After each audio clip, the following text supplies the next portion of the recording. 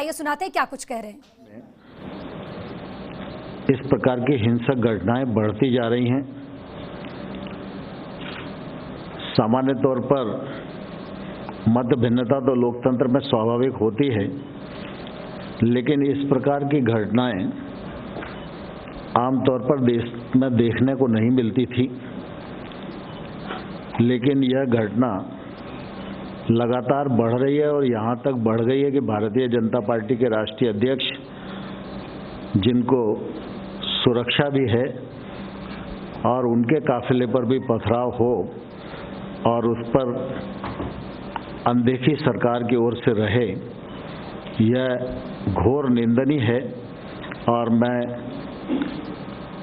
पश्चिम बंगाल की इस घटना की कठोर शब्दों में निंदा करता हूं और संबंधित जो लोग हैं उन पर कार्रवाई की मांग करता हूं। मैं समझता हूं पीयूष गोयल जी हैं, तो जरा अंग्रेजी के जो हमारे मित्र होंगे उनको इस विषय में। Friends, I would like to join my colleague Tomar ji in condemning in the strongest terms the violent attack on our national president Shri JP Nadda ji and the General Secretary of BJP Shri Kailash Vijayvargiya ji. It is a deplorable incident. It demonstrates a complete breakdown of law and order in the state of West Bengal.